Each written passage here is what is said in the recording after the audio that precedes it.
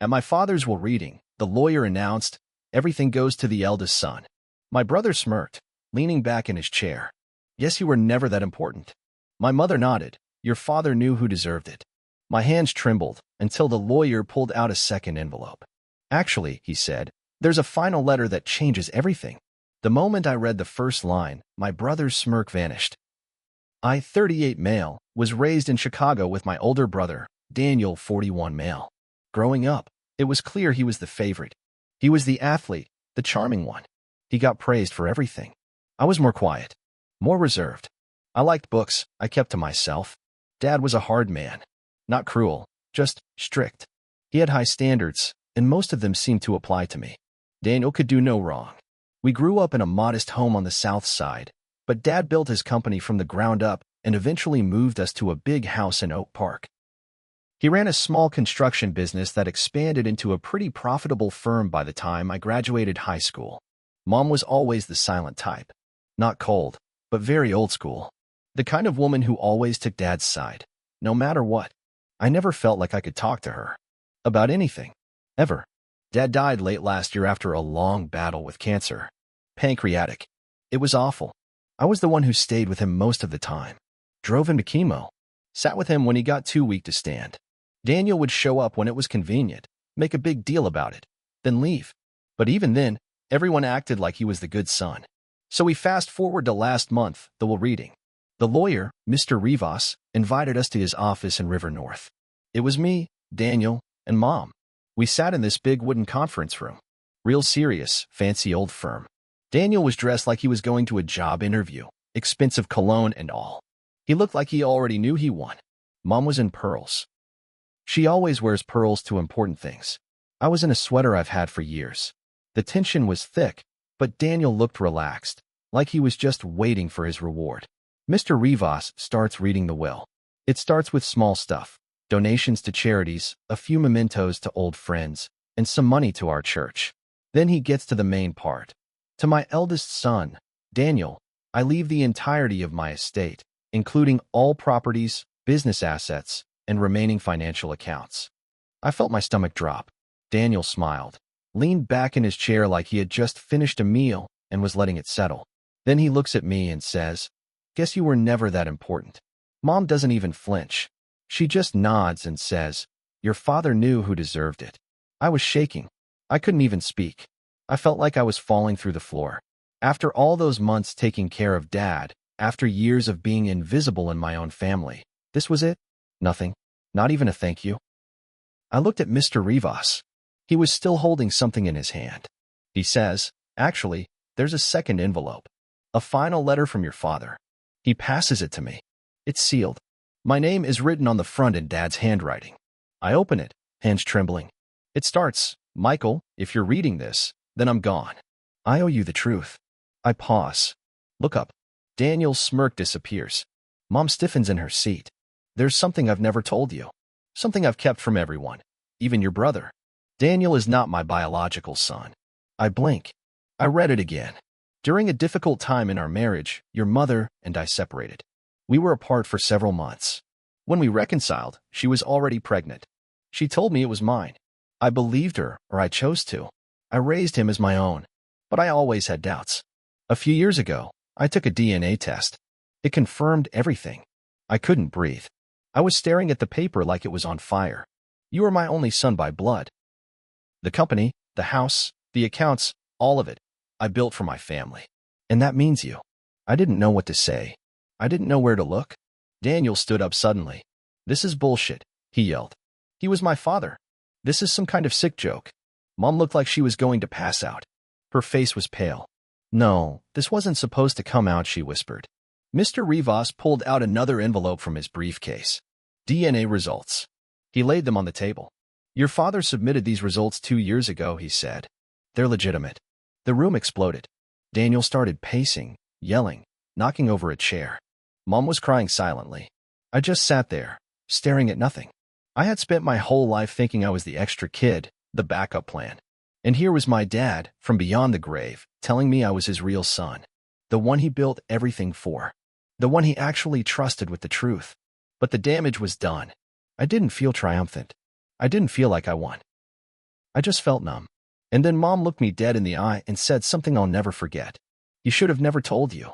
He promised me he'd keep it a secret." I couldn't even answer her. I got up and walked out of that office. It's been 3 weeks. I haven't spoken to either of them since. Daniel's trying to fight it in court. I've been getting calls from Mom, but I haven't picked up. I don't know what to say. I don't know if I'll ever be able to look at her the same way again. I've got the house. I've got the business. But I also feel like I'm holding the broken pieces of a family I never really had. I don't know what comes next. I just know nothing will ever be the same again.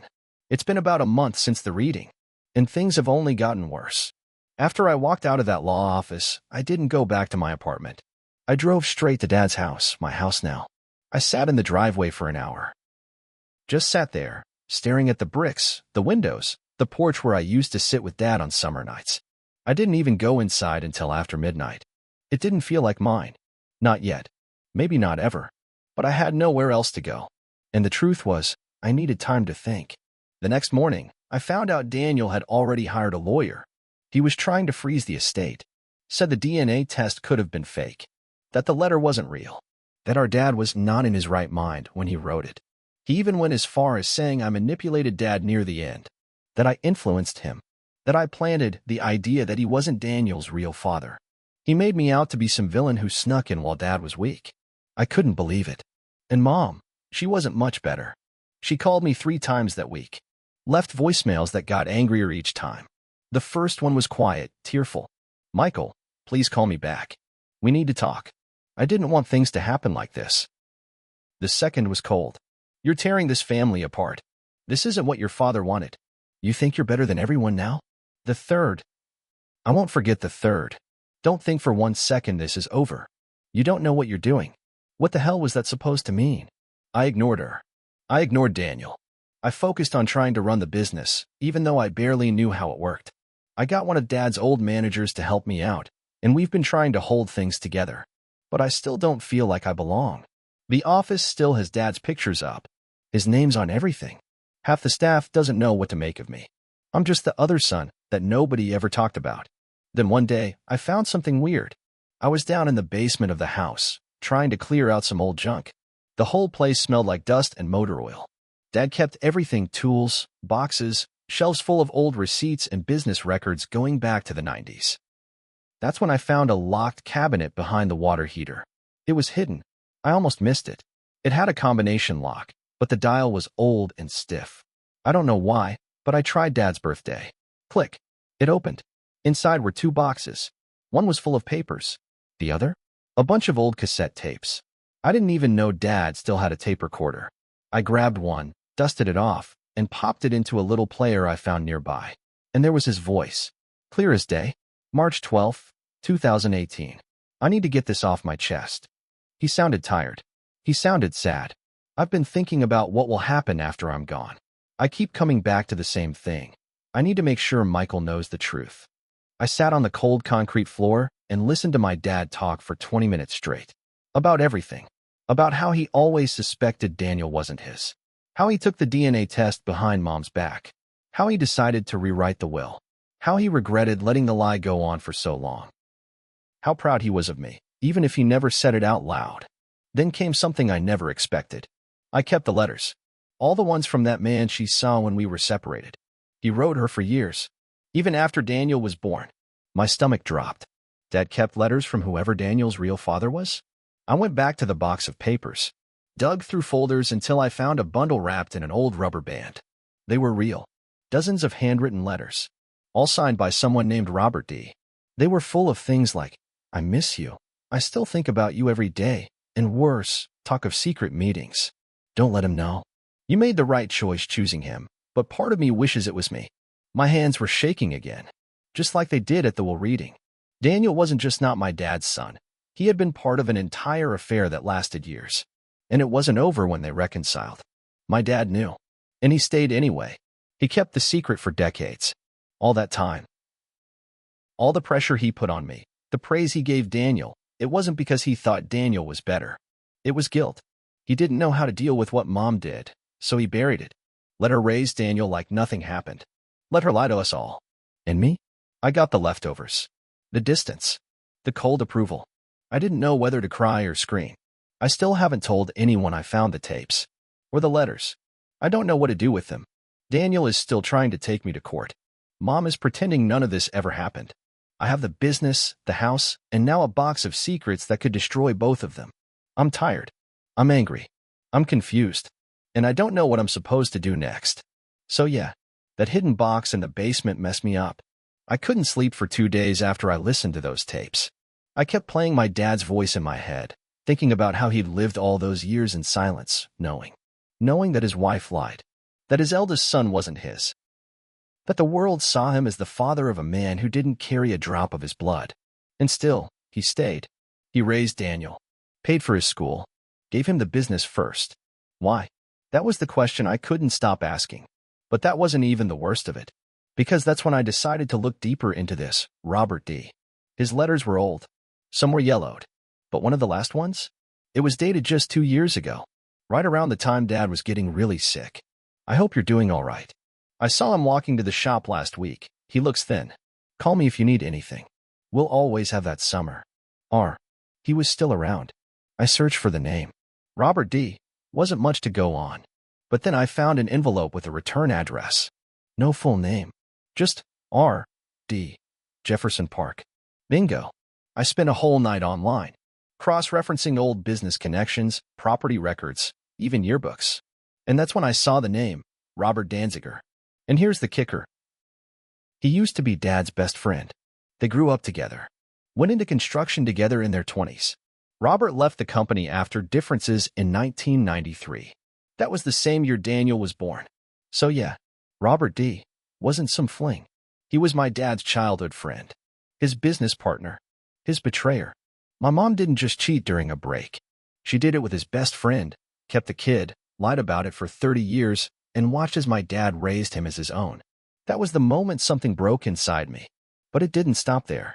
Because the next morning, I got a knock at my door. It was Robert, the same guy from the letters. He looked older, gray hair, but sharp eyes. Like he was still trying to look younger than he was. Wearing a coat too nice for a guy who hasn't been in business for decades. He said, "We need to talk." I slammed the door. But I opened it again. I wanted answers.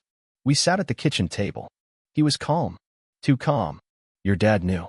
He knew everything. He just didn't want to lose the family. And I respected that. I stayed away. But now that he's gone, there's something you should know. I stared at him, waiting for the next grenade. Daniel, he's been talking to me. For a while now. He found one of the letters a couple years ago. He reached out. My stomach dropped. So Daniel knew? Before the will? Before everything? He said he wanted to know the truth. We talked. A few times. I didn't tell your mother. I didn't tell your dad. He said he wouldn't say anything either. I thought it was better that way. I was shaking again. That familiar feeling I hated so much. Daniel knew who his real dad was. And he still walked into that while reading, smirked at me, and acted like I was the outsider. Why are you telling me this? I asked. Because I think your mom's going to try to bury this. She's scared. She knows what's in those tapes. And if she has to, she'll lie to protect herself. He paused. And also, because she called me last week. Told me not to contact you. Told me to stay quiet. I sat back. So now she was trying to control the damage behind the scenes. I asked him one last thing. Do you think he would have forgiven you? Robert looked down. No. And I don't blame him. He left. Just walked out. Like he came to drop a truth bomb and vanish. I was left with more questions than answers. Did Daniel reach out to him just to feel connected? Or was he planning something? Was Mom hiding more than I thought? What else had Dad kept secret? I didn't know what to believe anymore. I didn't know who to trust. And just when I thought I couldn't be shocked anymore, I got a letter from the county clerk's office. Daniel had filed a motion claiming undue influence and was trying to get the will thrown out again. But this time, Mom was backing him. Officially. She submitted a statement. Said I had isolated Dad in his final months. That I manipulated his emotions and encouraged false beliefs about Daniel's paternity. She said the letter was fake. That the tapes were fabricated. She denied everything. I couldn't believe what I was reading. She was trying to erase the truth. Now it's all heading to court. Daniel has lawyers. Mom's on his side. Robert vanished again. And me? I've got my dad's voice on tape. I've got the DNA results. I've got the letters. But I also have a choice. Do I bring it all out in public? Every ugly detail? Or do I protect what's left of a family that never really protected me? I don't know yet. But I know one thing. I'm not backing down. The court date was set. I didn't sleep the night before. Just sat in Dad's old recliner, holding the tapes in one hand and the DNA file in the other. I had everything I needed to prove the truth. But it felt like I was preparing to throw a grenade into whatever was left of our family. And still, I had to do it. The hearing was small. Just family, lawyers, a judge, and a few old family friends who had gotten curious. Mr. Rivas was there, calm as ever. Daniel sat at one table, his face stone cold. His lawyer flipped through folders like this was just business. Mom sat behind him, wearing the same pearl necklace she always wore to important things, hands folded, lips tight. I sat across from them, feeling like I didn't belong in the room. The judge asked for opening statements. Daniel's lawyer went first. He said I manipulated my dad in his final days. That I convinced him Daniel wasn't his. That I took advantage of a sick man and planted fake evidence. He said the letter was suspicious. That the tapes could have been made by anyone. Then I stood up. I didn't have a fancy speech. I just played the tape. My dad's voice filled the courtroom. March 12, 2018. I need to get this off my chest. For 20 minutes, nobody said a word. Daniel didn't move. Mom didn't blink. A couple of people in the back looked at each other, their expressions changing the deeper Dad went into the truth. Daniel is not my biological son. I took the DNA test. I couldn't carry the lie to my grave. When it ended, you could feel the shift. That heavy silence. Like the air had been sucked out of the room. Then came the real explosion. Daniel stood up and snapped. You think this proves anything? He was old. He was losing it. You were always jealous. You pushed him. He turned to the judge, pointing at me like I was dirt. You think he would have changed the will if this parasite hadn't been whispering in his ear? I didn't say anything. I just handed over the DNA test. With Dad's signature. With Daniel's result clearly showing he wasn't a biological match. The judge looked at it, nodded, passed it to the clerk. That's when Mom finally spoke. Stop it, Daniel. We all turned. She was crying, shaking. Stop fighting. It's over. He turned to her. You're taking his side? She stood up slowly. Her voice cracked. No, I'm telling the truth now. I should have told it a long time ago. Everyone went quiet again. She looked at me. Your father knew everything. He stayed because he didn't want to break the family. And I let him carry that burden alone. She turned to Daniel. I love you. You're my son. But this isn't about love. It's about truth. And we've all been lying for too long. Daniel sat down, his face red. Not angry now, just lost. I didn't feel victorious. I felt like the wind had been knocked out of me. The judge ruled in my favor. The will stood. Everything Dad gave me stayed mine. But that courtroom wasn't a win. It was a funeral. Daniel left without saying a word. His lawyer packed up in silence. Mom stayed behind. We sat alone in the hallway after everyone left. She looked smaller than I'd ever seen her. I should have told you, she said. Yeah, I said. You should have. She wiped her eyes. I didn't know how. I thought it would ruin everything. It already did. She looked away, then back at me. I'm sorry. I didn't say anything. Because I didn't know if I forgave her. I still don't. That night, I went home. The house felt quieter than ever. I poured a drink. Sat in Dad's recliner again. I played the last tape. It was short. Just a few minutes. Michael. I hope you understand one day. I didn't tell you because I didn't think you needed to know. But in the end, I realized. You did. He paused. You were always the stronger one. Even when I made you feel like you weren't. I broke down. Not because I was sad. Because for the first time, I actually believed it. Daniel moved to Texas. I heard he cut ties with everyone. Mom and I talk sometimes. It's not the same. It might never be. But there's no more pretending. And that's something. The business is steady. I kept the staff. I put up a new sign. Took down Dad's old picture. Not because I don't love him, but because I need to make this mine. I still don't know if I won. I lost a brother.